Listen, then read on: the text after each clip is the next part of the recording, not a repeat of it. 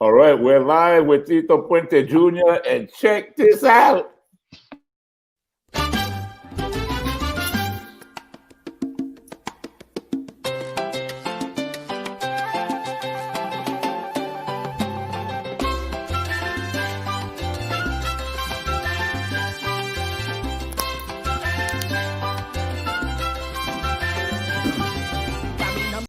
Yeah, that was Tito Puente Jr. A little tease, people. Later on, at the end of the podcast, I'm going to treat everybody. You're going to see the whole video. And if you're listening to it on podcast, you'll hear the whole audio. But for now, I want to get right into my boy here, Tito Puente Jr. Welcome, Tito. Saludo, Mike Robles, man. How are you, man? Good to see you. I'm doing great. It's hot as heck, bro. I'm here in San Antonio, Texas today, bro. San Antonio, Texas in quarantine, man. I feel you. We all are. Aquí estamos, man. It's hot over here in South Florida. Yeah, you got at least you have that ocean breeze, you know what I'm saying? Little bit, yeah. So let me ask you, bro, Tito Puente Jr., when I think of that, bro, I think of like the pressure. Like, for example, like to carry a name of a legend like your dad, Tito Puente. Like, for example, you remember Roberto Clemente, right? Claro que sí. Yep. The greatest of all time. And he named his son Roberto Clemente Jr. Mm-hmm. Bro, he didn't really fit in his shoes too good, bro. He wasn't. Yeah. That's gotta be. So I guess my question to you is: do you feel pressure carrying your dad's name, Tito Puente? You know, Mike, I get that question a lot now that I'm almost pushing 50 years. I'm going to be 50 years old soon. I embrace it. I embrace being the son of Tito Puente, Rey de Timbal. My father was an ambassador of Latin music worldwide, and I'm very proud to be his son and to keep his legacy and his traditions alive. Yes, it is very big shoes to fill. Mi papá es rey. Yo no soy príncipe. I'm not the prince, but I always try to encourage the youth of today to listen to his music and remember where he comes from. Humble beginnings, Latin music world, love Tito Puente, and I hope in the tradition of keeping his spirit alive, people will come to my concerts, listen to his music, and continue being Tito Puente fans. Again, it's big shoes to fill, but I'm very proud that in the past 20 years since his passing, because this year's the 20th anniversary of his passing. He passed away 20 since he passed away May 31st, 2000. I have gotten nothing but love from all the fans around the world, and I thank each and every one of them. Wow, yeah. And I was telling before, I was telling people, like, I seen you in performance like twice. And to me, when you're up there on that stage doing your thing with the tamales, to me, you're channeling your father. That's all. You feel like you're channeling your dad? Is he channeling through you, or it's just you? I mean, I love when I do my concerts and they do say, "Tu parece tu padre," and I love that because it brings me closer to him. I love hearing stories about him. I don't have the white hair yet, but it's coming soon. And you know, I'm glad that people reminisce and I do channel his spirit. His music is really what the essence is. After all these years of performing his music for the past 20 years after his passing, I feel now more than ever when I perform his music, it's the music that brings the people to the concerts. It's not the name, it's not my image or anything like that. It's mostly the music. If people want to hear good mambo music, Tito Puente Jr.'s band and the sound that we give off to the audience is really what people come to do. They want to dance. And it's good. And I seen you twice, bro, and people were dancing and you were dancing. I know off stage, I know you're a clown. You like to tell jokes. You're on stage, bro. You. I'm not as good as you, Mike. hey. I do my best, you know. Yeah. So check it out. So it is the 20th anniversary, like you said. Now I understand that you're doing a record or completing some kind of record for the 20th anniversary. I'm doing a 20th anniversary album. I wanted to do this since the beginning of the year because I knew it was this year, 2020, was the 20th anniversary of my father's passing. Passed away May 31st, 2000. And I wanted to do something real special for him. So I started the album in January. I got my brother on the record, my brother Ronnie, who I never recorded with. He plays the marimba, and I got all the great musicians and singers that my father worked with in the studio for the past, 50 years of his career. Tony Vega, I got Maestro Domingo Quiñones. I'm working right now. We're recording this weekend. El Meñique, who worked with my father for many years too, and I'm going to be working with Sheila E. me and some other great artists that could participate in this 20th anniversary tribute album to my father. Of course, the coronavirus came in March, so it's been kind of shuffling with the delays in getting the record out. But I can finally tell everybody I got 9 songs of old Tito Puente music, brand new, but old 1950s style, and then 1 original song, a nice tribute record. I got Frankie Negron on the record, Michael Stewart, Melina Moldova, La Muñeca de la Salsa. I got some fantastic artists. It's an all-star tribute to Tito Puente. The record should be out by the end of the fall, and I would say you'll get it by Christmas time, completed, ready to go, and hopefully we can get back out on the road starting in 2021 to do some concerts live. You know what? And that's awesome because your father, man, he deserves all of that and more, man. And for the fact 20 years later, that name still, is branded. I mean, that's great what you're doing. And I understand also not only that, but you're working on a documentary about his life, right? Mike, I'm so excited. I'm working with Mr. Edward James Olmos, the fantastic Emmy Academy nominated Edward James Olmos, a fantastic actor. That's right, man. He was in the Selena movie, man. He played Selena's daddy. Man. American Me, Zoot Suit on Broadway. He done so many. Miami Vice, man. How did you connect with him? Edward James Olmos has been a friend of my father for over 35, 40 years, ever since back in the 1970s and 80s. And of course, he's always been a fan of Puente music. And he's always channeled and reached out to our family, even after my father's passing. And I said, man, it would be great to work together with him one day. So this past May 31st, on my dad's anniversary, we announced that Mr. Edward James Olmos has ascertained the rights to the biopic of my father's life story. So I'm really excited to share with the whole world that we're going to do a documentary series on the life and legacy of Tito Puente with unreleased exclusive home video of my family when we were kids, streets of Harlem, Spanish New York. You're going to see Tito Puente as a human being and what really drove him and the passion to become the king of Latin music. Then after that, in 2021, and at the end of 21 and 22, a movie, a biopic of Tito Puente's life will be put out. I was telling you earlier, Mike, that it's hard to do a TV or a TV program or a documentary that's only 90 minutes because Tito Puente's career was over 50 years, 186 albums. So we're going to have to do a series, maybe season 1, season 2. It's going to take a long time. How many albums? Yeah. 186 albums, 7-time Grammy Award winner, 14 nominations, star on the Hollywood Walk of Fame. I could go on and on about his accolades, but we're going to have to do a docu-series where we're going to have 8-part series and then maybe season 1 and season 2, because I want to show the whole world why and when Tito Puente's drive of becoming a timbalero. He played 13 different instruments. What he was like when he was drafted into the war, into World War II. He was in the Navy. I want to show that part of him. I want to show him in his humble beginnings with Grandma Celia, born and raised in 110th Street in Spanish Harlem, and he took piano lessons for a quarter, and he really played on pots and pans, and what drove him to write music like Ran Can Can and those great songs that he made. What really drove Puente, and I want to really aim into the docu-series. Also the Afro-Cuban rhythms that he designed for the big band sound. That's beautiful. Now, man. Are you going to play a role? Are you going to play your dad, a young kid? Yeah, everybody's asking me to do that. I'm not sure. I'll probably narrate it. And most likely myself and Mr. Olmos will narrate it. I'm not only working with Edward James Olmos. His son, Michael Olmos, works with his production company in Hollywood, along with Damon Whitaker, David Guzman, a lot of great screenwriters. It's all in the editing, really, because I'm just giving the footage, and they're going to put it all together into this beautiful series. You guys can go check it out, the progress of it. The Tito Puente Project.com, the Tito Puente Project.com, and you can see what Edward James Olmos is doing with this whole great docu-series. Really cool. You can see it right now. You can see it now. Oh. Yes, in the beginning stages of it, but you're going to see what we plan on doing with it. It's going to be great. Man. When can we expect that? I'm thinking the docu-series will, I got to get to New York and get some more footage from my mother, Margie, who might be watching. Hi, Mom. And I have some other people that I got to get some footage from. But this is going to be exclusive stuff, never before seen footage of my father, Tito Puente, in his youth, in his young days, and him at home as a father, and what he liked to eat and drink, Christmas time, Thanksgiving. Really cool, intimate stuff about the king of Latin music. I think the story should be told, and it's 20 years overdue, Mike. Oh yeah, way overdue, and that's why it's coming out now, because it's not only overdue, but it's about time that we get to know him more. Like know him, I know him, but let this younger generation know who this man was. With, like you said, with the Grammys and the 186. I mean, that's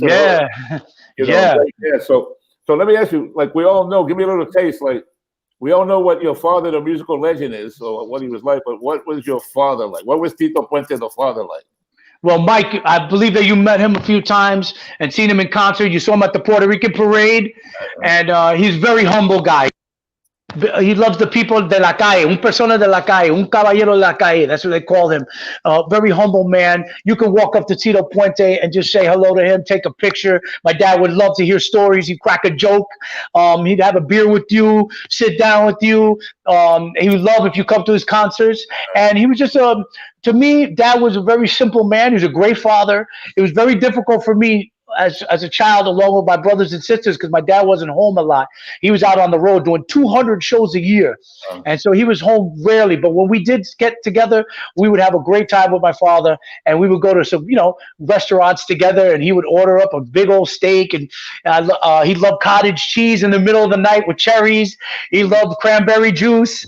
I could tell you the intimate things about Tito Puente, things that people would like to know about how he was. He was a humanitarian as well, and he did a scholarship fund for over 30 years. Tito Puente Scholarship Fund, giving back to kids, underprivileged kids in the schools of New York. And just we're really going to shine a light on this whole thing in the docuseries. And I could tell you honestly that my dad is probably looking down on me and very proud of me. I hope he is keeping his music alive. That's really important for me. Well, let me ask you, at what age did you decide I want to get into following the footsteps and play timbales? Was it? What age did you decide that? What happened was that when I was a teenager, growing up in New York, my mom was like, hey, you don't see your father too much simply because he was on the road. So during the summer, she would send me to go on the road with him. And then that was where I got my chops in to playing, drums and percussion. I really didn't like or care for mambo music. I was into Michael Jackson, Phil Collins, all the great music of R&B, disco, heavy metal. Heavy metal, right? Man. Where did heavy metal come from? I love rock music. I love the Bon Jovi, the Metallica, all that. I play drums first. I'm a drummer first, like that. Trap kit. I play drums first, and then I moved over to playing Latin music as I traveled with my father to the Far East, to the Orient. And I would see how much people would really enjoy the Latin rhythms, the clave rhythm, the mambo, cha-cha-cha, rumba, guaguancó. And that's why I started picking up on playing a little bit of the timbales. So I would say at the age of maybe 16, 17, I was playing drums first, and then I crossed over as I got into my 20s to play Latin music. But I was doing house music at that time, too. Okay. Did you ever get to play with your father on stage together with the timbales? Yes, and that's what's great about this docuseries. You guys are going to see some exclusive footage, which I found of my father and me playing on stage together. Of course, I'm playing a cowbell, and he's kicking ass on the timbales, but really cool footage. And yes, I did get many opportunities to travel around the world with him and perform alongside of my great father. That's awesome. Now, you have to settle a question I have. I've seen this in trivia. I don't know if it was Jeopardy or where I saw it, but I've seen people lose money with this bet.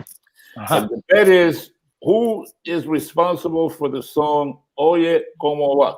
Who owns that song? Who originated that song? Because people say it was Tito Puente. People say, no, it was Carlos Santana. So who does that song belong to? All right. I hope you get a lot of money for winning this bet.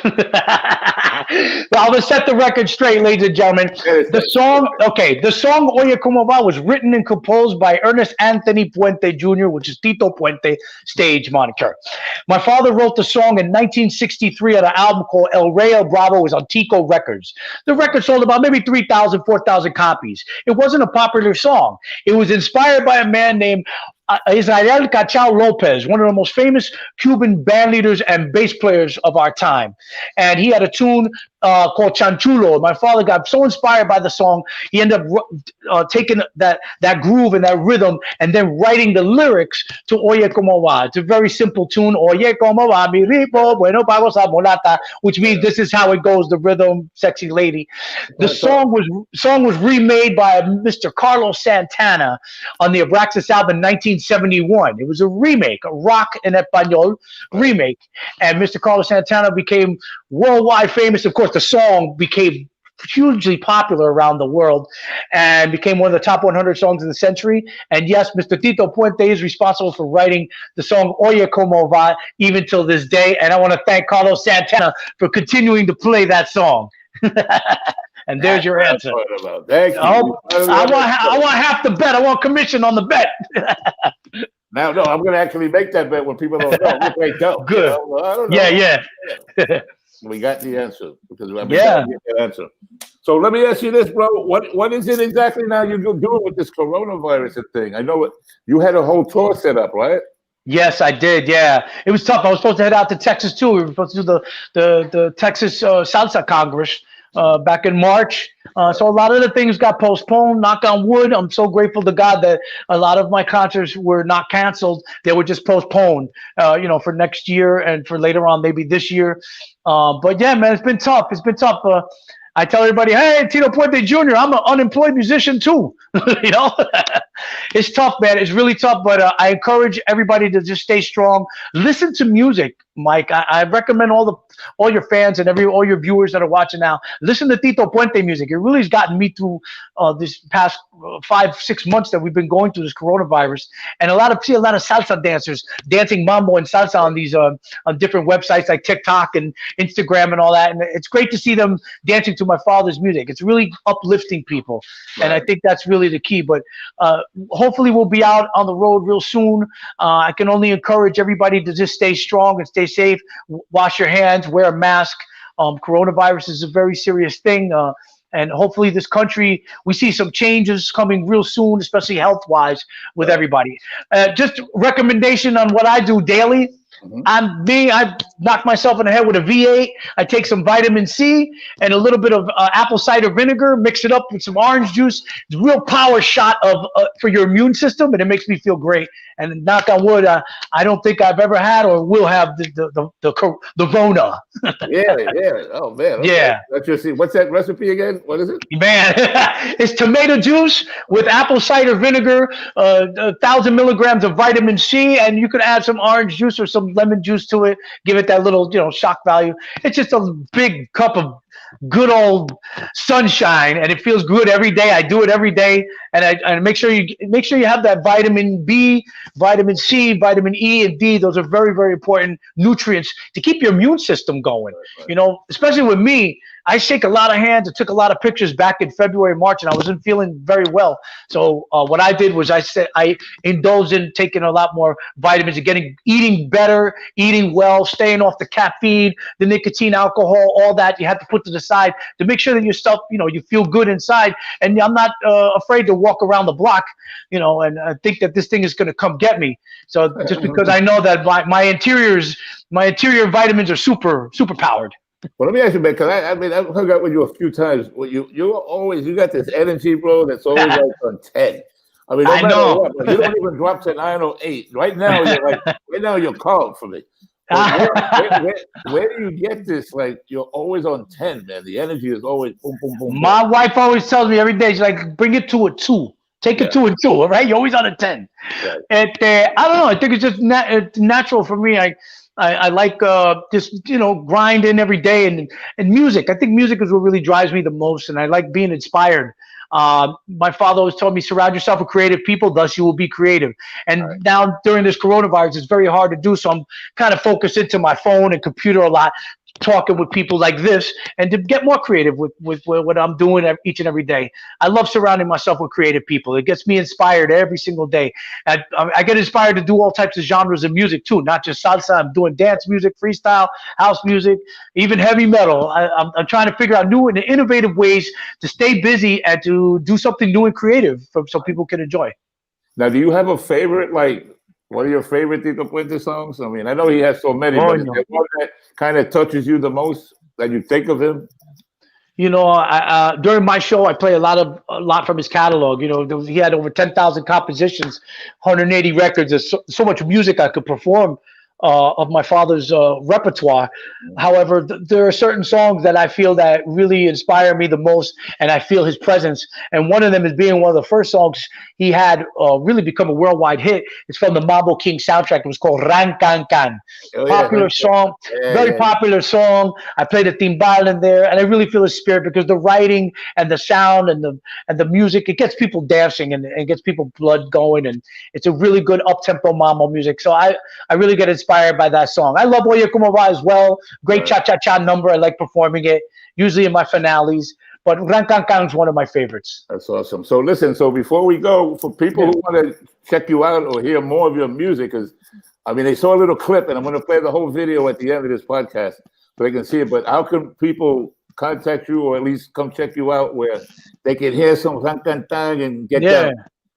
You know, you guys can follow me on Twitter at Tito Puente Jr. I have an Instagram page where I do these funny dances with my kids. So you can follow me at Tito Puente Jr. on Instagram. Follow me on Facebook as well at Tito Puente Jr. I have a concert coming up September 6th. It's going to be a tribute to Tito Puente. It's going to be live streaming on my Facebook page. So I encourage everybody to come on in. It's free. It's really cool to bring Tito Puente's spirit and his music to life. Even through virtual concerts. I'll be working with my homegirl, Melina Almodovar, La Muñeca de la Salsa. My man, Marlo Rosado, will be participating too. Maybe some special guests. I got some surprises. This will be on September 6th at 6 o'clock Eastern Standard Time, so check that out. And just follow me, again, on my social media pages for concerts that are coming up in the future. I might be doing a couple of little drive-in concerts where it's a little tricky for me because I play mambo music. I need people to dance, so they're going to have to dance in the back of their pickup trucks or something. But some great things happening soon. So this is September 6th, this one, the live. September 6th, so coming up soon. Go? If they want to go see it, where do they go? What page? You can go right on my Facebook. So it's facebook.com/Tito Puente Jr. I'm going to do a streaming live. Or you can go to, I think it's a global, I don't want to get the right things. I'd rather them just come to my page and you can check it out. And it'll be on YouTube as well. But just follow me, again, at Twitter, Instagram, and Facebook at Tito Puente Jr. JR. You guys get all the information free. And put it on your TV, and it's all ages, so everybody could come and watch it. Kids, I want the kids to watch. Abuela, abuelo, put on your dancing shoes. I want everybody to get down to the music of Puente. That's perfect. That's beautiful, man. And that's a beautiful way to end. So, man, again, I appreciate you coming on, joining me here tonight and sharing these stories and getting to see your face again. Yeah, man. Mike, I miss you. I love you. You're a great comedian. I've known you for many, many years. And thank you for being a fan. And thank you for being a Tito Puente fan and giving me this opportunity to share my father's story with everybody tonight. It's really cool to see you and all the people that we've worked with throughout the years, whether in music or entertainment, comedy, everything, all coming together through this virtual experience and keeping in touch face-to-face like this through Zooms and chat rooms and all this stuff. And I'm glad you're doing this. And I will encourage everybody to watch your show every single week. So thank you again for having me, Mike. I appreciate it. And you, anybody who you haven't seen, obviously we can't see Tito Puente himself, but Tito Puente Jr., bro, he doesn't do a bad job. It's almost like King. It's almost like King Tito Puente. Yeah, I'm getting the white hair, Like, seriously, just sit back and watch this man, Tito Puente Jr., and you think he's actually channeling his father, man. That's what I experienced. So thank you for doing that. We're going to check you out September 6th. And people go to his websites and his social media pages. And as I promised, right here, here's the entire video, and it's called Charanga pa Nueva York, which in English is Charanga pa Nueva York for New York. Check it out. Good night.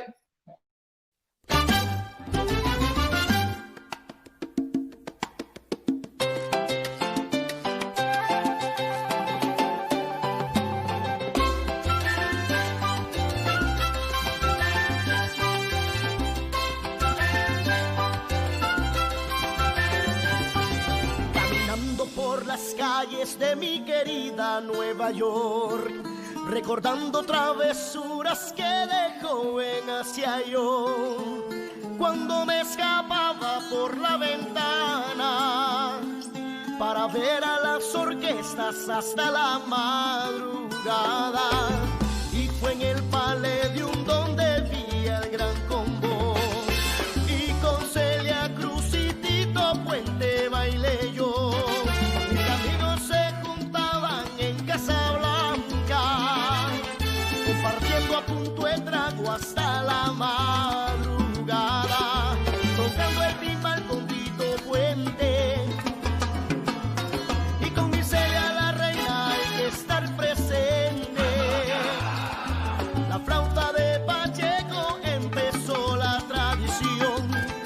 movimiento de